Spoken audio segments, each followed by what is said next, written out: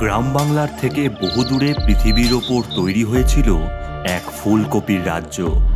আর সেই রাজ্য ছলে বলে কৌশলে দখল করেছিল এক ডাইনি। ডাইনির এক মেয়ে আর এক ছেলে ছিল, নাম রেখেছিল ফুল আর কপি। ফুলকপির রাজ্যে রাজা ও রানীকে বন্দি করে রেখেছিল তারা। রাজ্যের পরিদের ওপর চালাচ্ছিল নির্মম অত্যাচার। ভালো করে চাষ করে বনি, না হলে মেরে দেবো তোকে।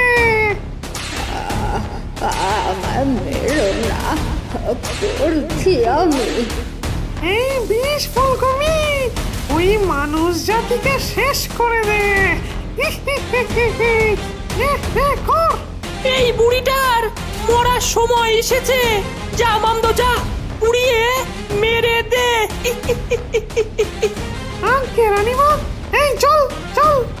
মামদো সেই বুড়ি পরীকে নিয়ে গিয়ে ইলেকট্রিক চেয়ারে বসিয়ে দেয়, আর বোতাম প্রেস করতেই বুড়ি পরী মারা যায়। কিরে ফুলকপি, তোদের কাজ কত দূর? মা, হয়েই এসেছে। এইবার তোমার স্বপ্ন পূরণ হবে। 100 বছরের অপেক্ষার অবসান ঘটেছে মা। ওই মানুষ জাতিকে আমার কাছে আসতেই হবে। সব শেষ করে দেব, সব। চারিদিকে আমার বিষ ফুলকপির রাজত্ব করবে, রাজত্ব। ওরে ওরে, তৈরি মা, তৈরি। আমরা পেরেছি, আমরা পেরেছি, আমরা পেরেছি মা। এবার হবে খেলা। মানব জাতি, এবার তোরা শেষ। অন্যদিকে ফুলেশ্বরী গ্রামে শীতের ছোঁয়া লাগায় চারিপাশে ফুলকপিতে ভরে উঠেছিল। সারা গ্রামে ফুলকপির উৎসব চলছিল।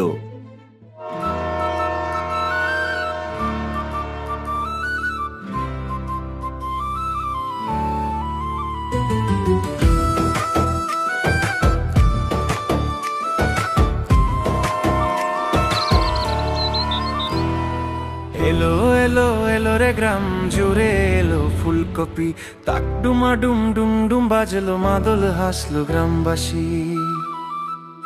ওরে কোথায় যাবি কোথায় পাবি, আয় মোদের গ্রামে।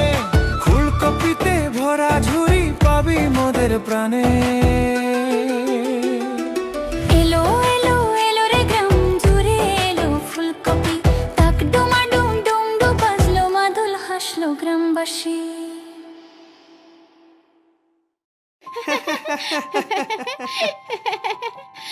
বেশ মজা হলো রে দিদি। হ্যাঁ রে ভাই, এইবার আমাদের গ্রামে অনেক ফুলকপি হয়েছে।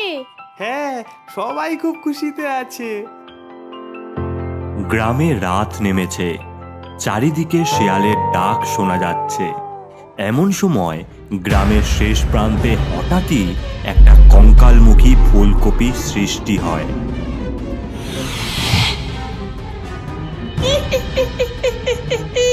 মামদো, কাজটা সেরে ফেল। আঙ্কে রানীমা, মানব জাতি এইবার বুঝবে কত ধানে কত চাল।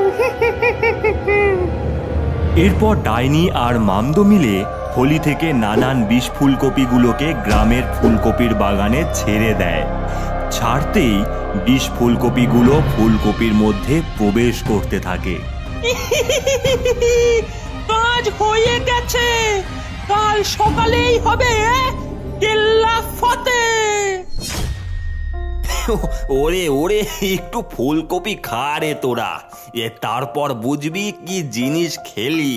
বাবা, আমরা এসব খাই না, তুমি খাও। আরে কেমন একটা হচ্ছে ভেতরে। আরে কি হলো বাবা? এ দিদি কথা বলছে না কেন বাবা? ও বাবা, কোথায় যাচ্ছ? ও মা, দেখো বাবা কোনো কথা না বলে চলে যাচ্ছে।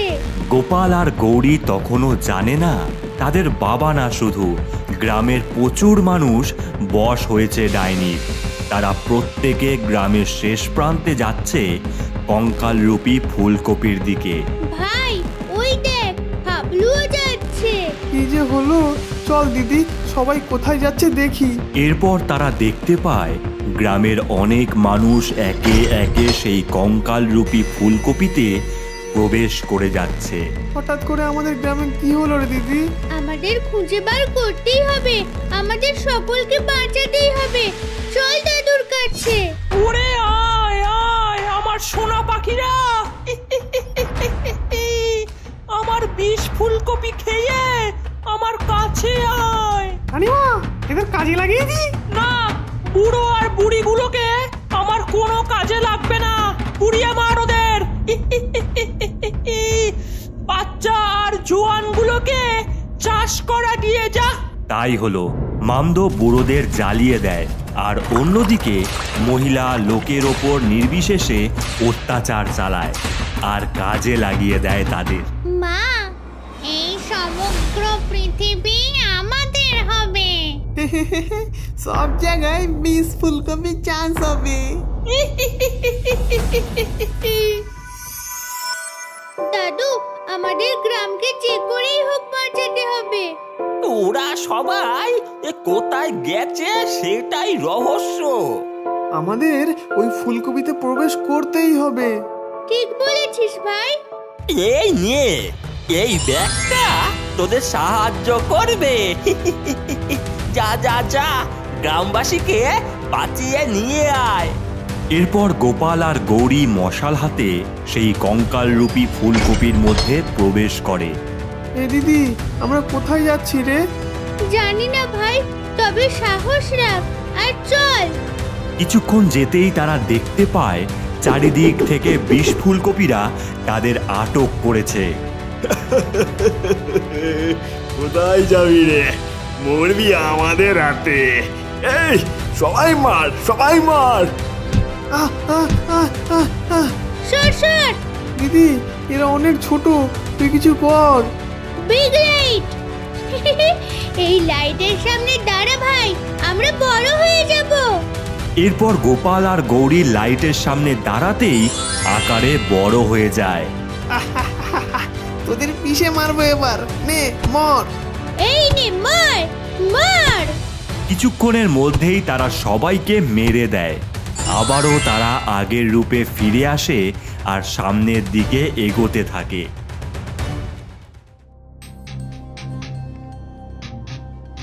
ভাই রে, এ তো কি ভয়ঙ্কর জায়গা। এখানে আবার কি থাকবে কে জানে। আমার ঘুম ভাঙিয়েছিস তোরা। আমার খিদে পেয়েছে এখন ভীষণ। দিদি রে, এ তো রাক্ষস, এবার কি হবে? ভয় পাস না। এই রাক্ষস, আমাদের যেতে দে। এই যেতে দেব? এই ছেলে, আগে তোকে খাই। এইদিকে আয় দেখি। রাক্ষসটা গোপালকে হাত দিয়ে তুলে নেয়। দিদি, দিদি বাঁচা আমায়, দিদি, দিদি বাঁচা, বাঁচা। ভয় পাস না ভাই। আইডিয়া, স্মল লাইট, আমায় ছোট করে দাও।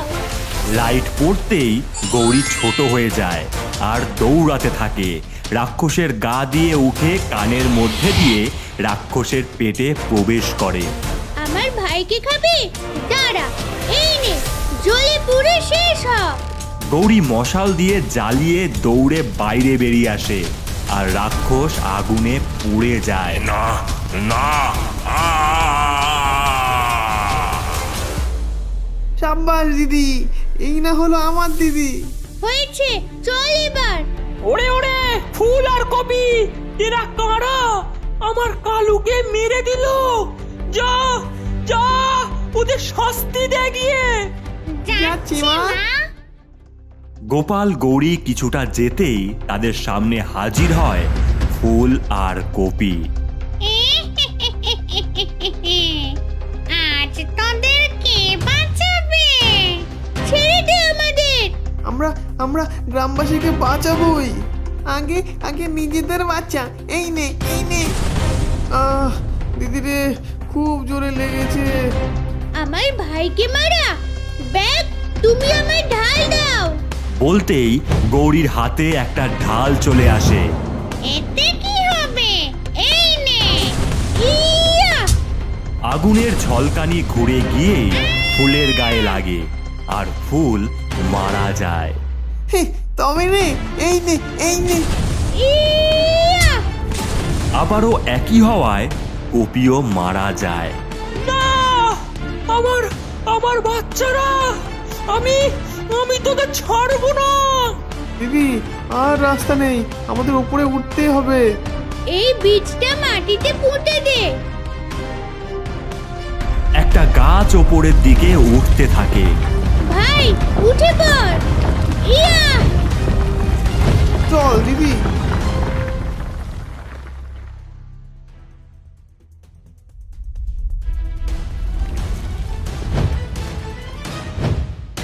দিদি রে, এ তো ফুলকপির রাজ্য। হ্যাঁ রে ভাই, সবাই এখানে এসেছে। ঠিক ধরেছিস, এইবার মরবি তোরা। আমার সন্তানকে মেরেছিস তুই, এত বড় সাহস! এই নে। দিদি, স্পেশাল ড্রেস দে। ইয়া! এরপর তারা স্পেশাল ড্রেস পরে নেয় আর হাওয়ায় ভেসে ডাইনিকে গুলি মারতে থাকে। দিদি, দিদি, দিদি, দিদি, দিদি, দিদি, দিদি, দিদি। ধন্যবাদ তোমাদের ডাইনির হাত থেকে এই রাজ্যকে বাঁচানোর জন্য। চলো আমার সাথে। এরপর ফুলকপি রাজ্যের রাজা ও রানীকে মুক্ত করে দেয় তারা। ধন্যবাদ বাচ্চারা, এই নাও তোমাদের উপহার। একে একে সকল গ্রামবাসীকে মুক্ত করে। বাবা, আমার বাবা। হাবলু, তুই ঠিক আছিস তো? ওরা না খুব মেরেছে, খুব মেরেছে রে। আমি মন্ত্র বলে তোমাদের গ্রামে পাঠিয়ে দিচ্ছি। তোমরা আমাদের রাজ্যে আবার এসো, কেমন? জাদুই লাঠি, সবাইকে পৌঁছে দাও গ্রামে। এরপর সকলে গ্রামে পৌঁছে যায় আর সোনার ফুলকপি পেয়ে পুরো গ্রামবাসী আবারও আনন্দে মেতে ওঠে।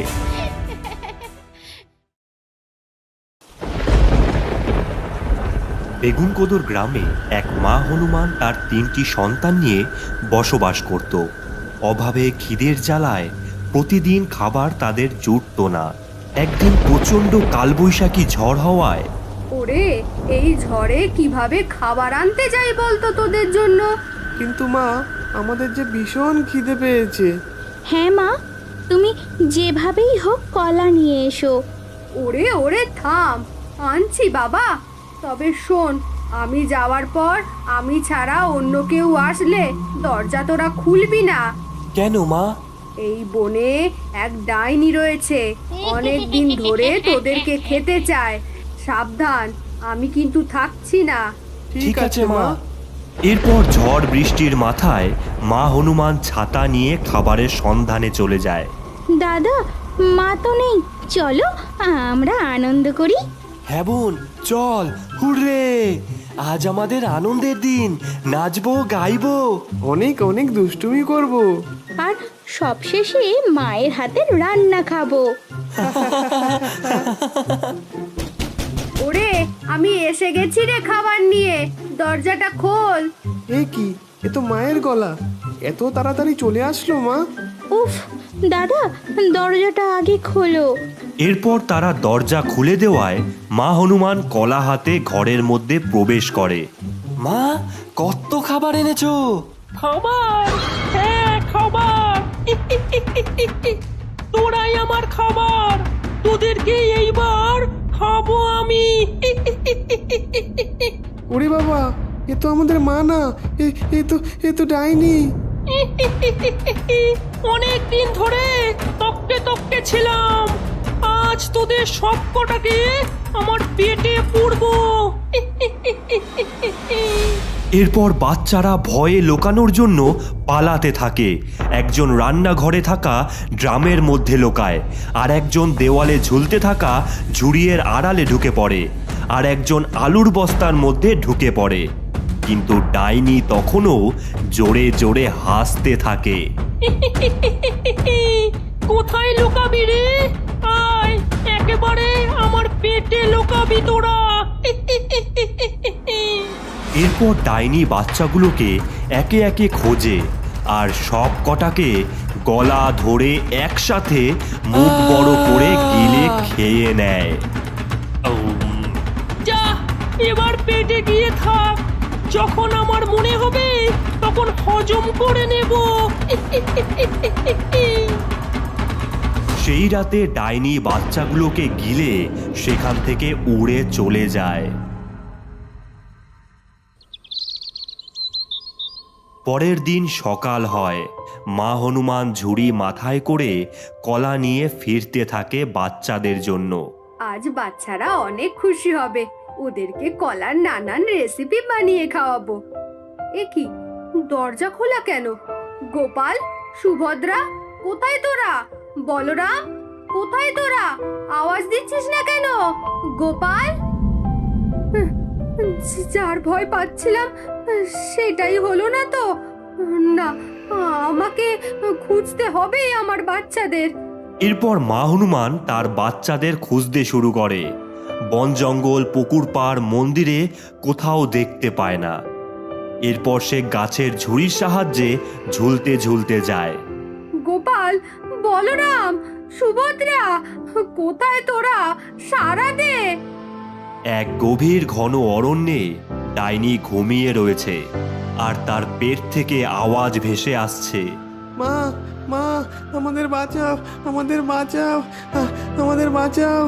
পুরো গ্রাম খুঁজে নিলাম, কিন্তু কোথায় আমার বাচ্চারা? হে বজরংবলী, আমার বাচ্চাকে খুঁজে দাও। এ কি, কিসের আওয়াজ শুনলাম? এ তো গোপালের আওয়াজ। যাই, আওয়াজকে অনুসরণ করি। এরপর মা হনুমান সেই আওয়াজকে অনুসরণ করে ডাইনির কাছে পৌঁছায়। সে শুনতে পায়, মা, মা, আমরা ডাইনির পেটে রয়েছি, তুমি আমাদের উদ্ধার করো মা, উদ্ধার করো। তোরা চিন্তা করিস না বাছা, আমি ঠিক তোদের উদ্ধার করব।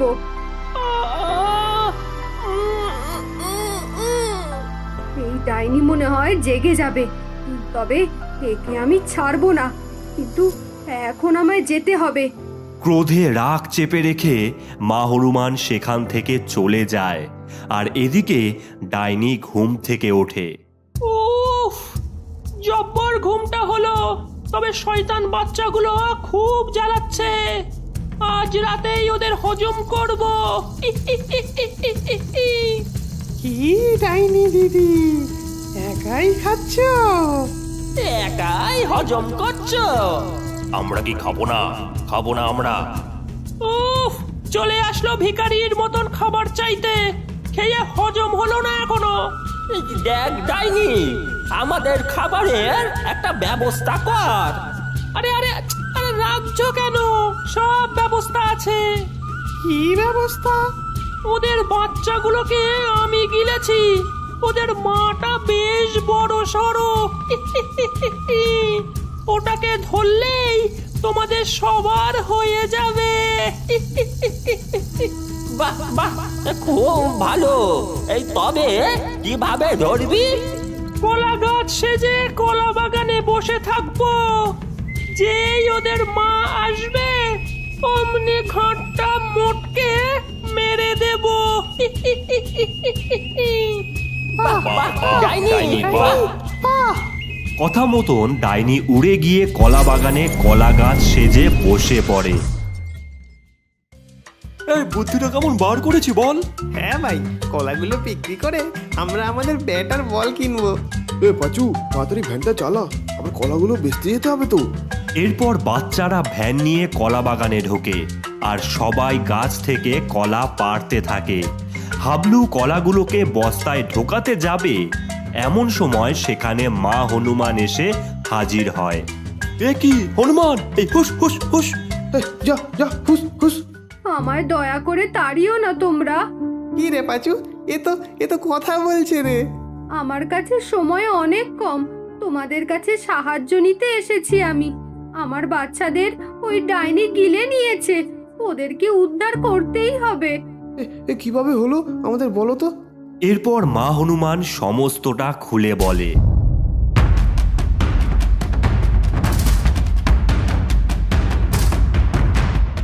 আমরা তোমাকে সাহায্য করব, তবে তার আগে তুমি তো হনুমান, তুমি আমাদের কলা পাড়তে একটু সাহায্য করো। ওই যে ওই গাছটা দেখো, বড় বড় কলা, একটু পেরে দাও। আচ্ছা, এক্ষুনি আমি পেরে দিচ্ছি। মা হনুমান যেই কলা পাড়তে যাবে, গাছটা রূপ বদলে ডাইনিতে পরিণত হয় আর ডাইনি হনুমানের গলা চেপে ধরে। বাঁচাও, আমার বাঁচাও।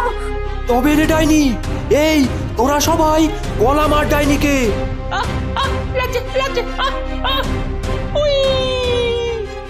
তুমি ঠিক আছে তো হনুমান?